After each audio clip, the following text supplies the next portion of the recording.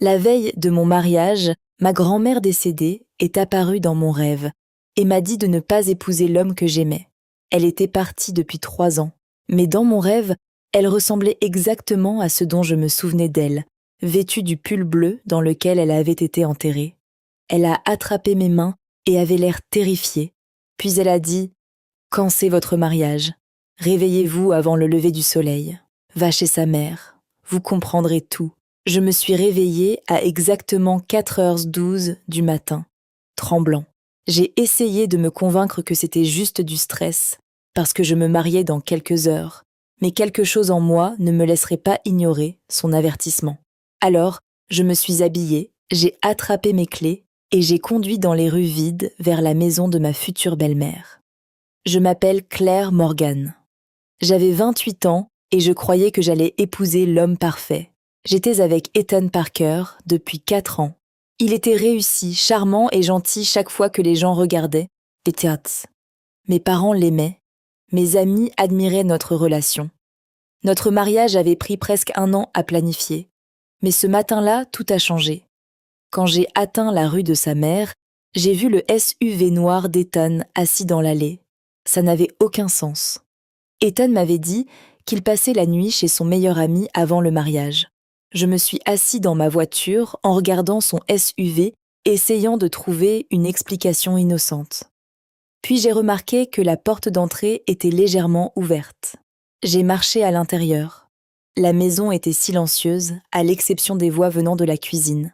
Puis j'ai entendu Ethan rire, et pendant 1 seconde, je me suis sentie soulagée. Peu. Être que je m'inquiétais pour rien. Puis sa mère a demandé « Es-tu sûre que c'est la bonne chose à faire ?» Ethan répondit calmement. Il est trop tard pour faire demi-tour maintenant. J'ai gelé. Sa mère a dit qu'elle avait peur que les choses deviennent désordonnées. Ethan lui a dit de ne pas s'inquiéter parce que Claire me fait entièrement confiance. Puis il a dit « Après le mariage, nous allons lentement tout combiner. La maison, les comptes, tout ça. » Mon cœur a commencé à battre. Il parlait de moi. Sa mère m'a demandé si je découvrirais un jour pourquoi il m'avait vraiment choisi. Ethan a ri. Puis ils ont mentionné la maison au lac de ma grand-mère, la propriété qu'elle m'avait laissée après sa mort. Ethan a expliqué qu'après notre mariage, il finirait par rénover la maison et la vendre. Avec mes économies, l'argent les aiderait à se désendetter. Sa mère semblait coupable. Elle lui a dit qu'elle détestait le voir profiter de moi.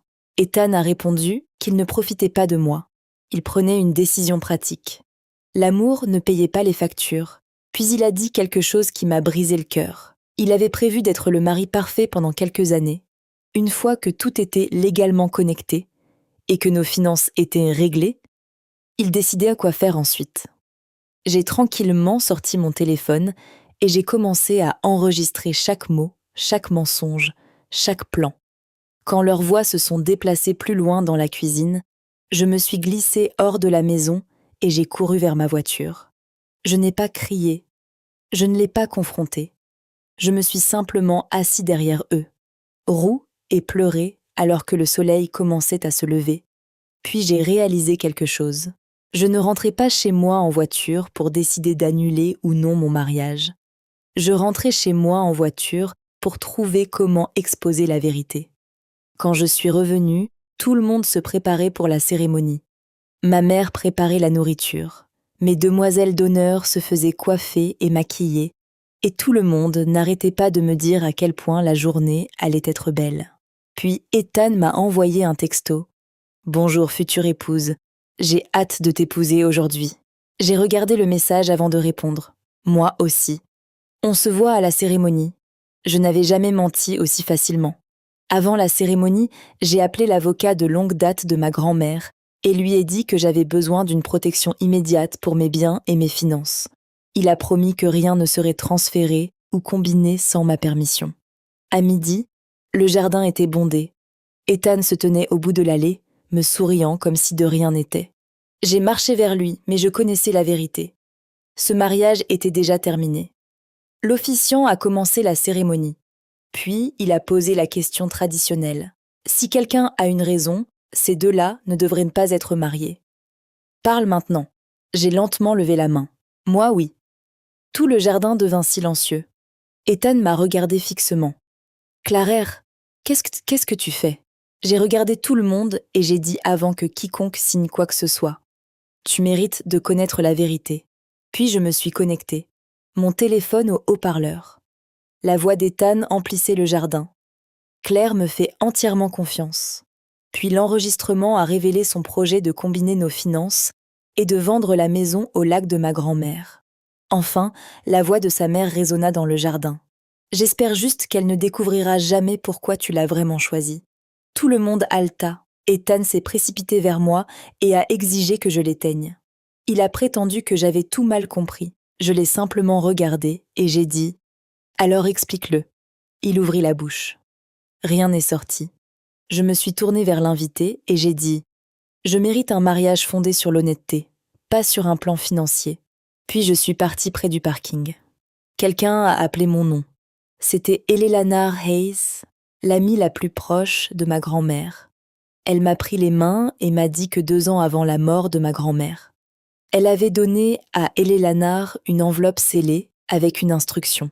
« Donne ça à Claire si jamais elle a besoin de se souvenir de se faire confiance. » À l'intérieur se trouvait un message manuscrit de ma grand-mère. Elle m'a dit de ne jamais faire taire mon instinct juste pour que quelqu'un d'autre soit à l'aise. Elle a dit « Un cœur aimant ne devrait jamais m'obliger à ignorer le sentiment que quelque chose ne va pas. » J'ai pleuré quand je l'ai lu. Peut-être que ma grand-mère ne m'avait pas littéralement rendu visite ce matin-là. C'était peut-être sa sagesse qui vivait en moi, m'avertissant au moment exact où j'en avais besoin. 6 mois plus tard, je suis retournée dans sa maison du lac. Au lieu de le vendre, je l'ai restauré. J'ai gardé tous les souvenirs qui me rappelaient d'elle. Et pour la première fois depuis des mois, je me sentais complètement libre. Ethan a essayé de me contacter plusieurs fois. Je n'ai jamais répondu. Les gens me demandent parfois si je regrette de m'être éloignée de mon mariage. Je leur donne toujours la même réponse. Je n'ai pas perdu l'avenir que je voulais. J'ai échappé à l'avenir que je n'ai jamais mérité. Ce jour-là m'a appris que l'amour n'est pas une question de photographie parfaite, de bague chère ou de belles promesses. Le véritable amour est une question d'honnêteté quand personne ne regarde. Et parfois, le plus beau cadeau que la vie puisse vous offrir n'est pas la personne qui se tient à côté de vous à l'autel. C'est la vérité qui vous donne le courage de partir. Parce que parfois, le mariage que vous annulez est la vie que vous sauvez.